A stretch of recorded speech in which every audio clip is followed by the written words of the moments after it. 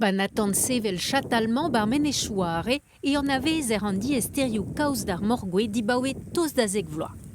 Don a reon a zed a d'ober Toulouse vit klask buzuk.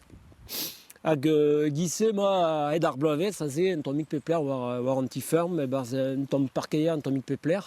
Kazi un hektar an estroi fin ar bloavet war Nathan trig un hektar kon.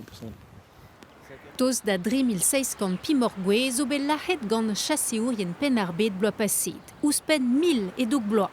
Re gouzout vedi golet ar beizant et taget gant ar fédération ou chaseourien aneke gant ar stad, meilleur mu a barkeier distruget da gounter. Gwynz, maïs, Centre-Bretagne, mais Morcoing, Nord Finistère, Kaisur au mur fraise sur même. A un voez ve komz e bremañ ban departament vi klas diskoulmout ar freuz avec gant ar morgouez. Trodro d'an daol, servichou ar prefetti, ar chaseourien, kevredigechou 40 natur hag ar beizantet. Poent braz eo penoz ober an dra bennak evit ve feket muor a morgouez. Bremañ e an amzer evidemment warok gant an aferze da ben pembloa vo rezioezat. Bez la boussette ispicial a zo o neiza var al leur hag a pemorgouez a zebr a vioù a distruj an ezioù. Bez chanjamant gant ar pemorgouez deus an endro evit a spesadouse.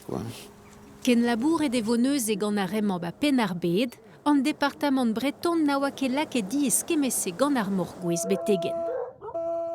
Penoz, a peler e c'hell tud ar vro kavout abadennoù e brezonek en tele, radio, pen linen var internet, brujunet eo ar c'hinnig eme André Lavanan, emañ o paouez em ban e en klask var c'helevelet e brezonek, benommet o sevel trigoulenn outan.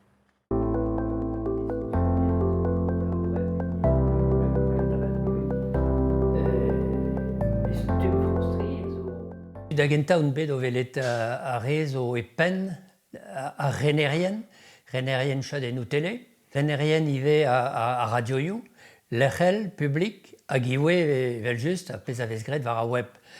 Deus un tual e meus savet ur sondadek, zo bet kaset un tammig e peplerz, trewet hag ez eus bet tro c'hwerkan respon hag an drahe, meus graet a blamour e moa c'hoant da gaout sentiment a re a gustum implijout ar mediaioù. Pepini zo boaz, habituet drevraz davon var ur radio, diou radio, var ur chadenn tele, bezioù. A pez a zo hag an dra evez rebechet gant an dud, eo brujunet. Ar produi evez brujunet, me ive ar skinia. Rag neket tout sevel traoù, ober traoù, kroui traoù, me lakad an avezout a zo ken a dalvoudegez eget ive produi. A pezagoun bremañ eo boda, justement ar produktion disavel. Evit gelet respon dan izoumou a d'ar pez a vez gortozet. A lerse a helfe bea ar porchet, savet var internet, a da heul justu un arloat a helfe servichout var ar postou ezo. An deuet zo unvan hag a zo c'hortoz an drahe, setu bars ar steñ ad perenarié zo bet savet gant ar rannvro a votet e fin ar bloaz e vez kavet an drahe.